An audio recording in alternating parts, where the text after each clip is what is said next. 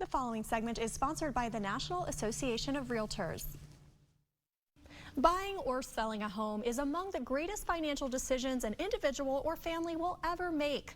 But for both buyers and sellers, there are many things that must be considered. So let's turn to an expert for insights on this process and to get the real estate outlook update for fall, winter, and beyond for our area and nationally. Joining with us with more is Jessica Lautz. She's Vice President of Demographics and Behavioral Insights with the National Association of Realtors. Jessica, welcome. Thank you for joining us.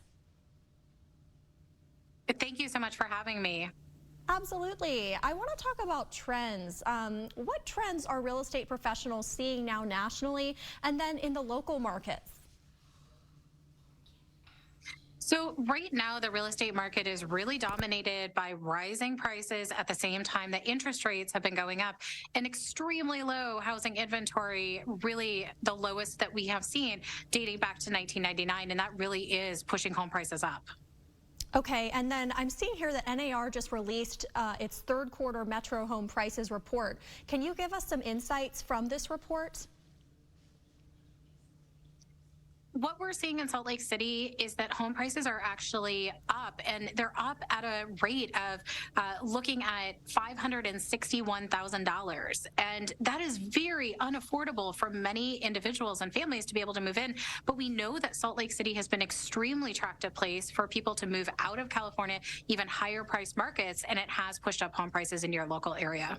Right, it's certainly a desirable place. A lot of people are wanting to come here, but this is why we're talking about this. And NAR also recently released their home buyer and sellers report. What does that report reveal about today's consumers in the housing market? One of the more striking stats from that report is actually that first-time homebuyers are at an all-time low. It's at 26% in the last year. What we would want in a historical market is actually, in a healthy market, 40%. And so, unfortunately, we are well below that. A lot of first-time homebuyers facing these rising prices and facing this affordability challenge and unable to find a home in their local market. And unfortunately, it's just lower today than we have seen historically.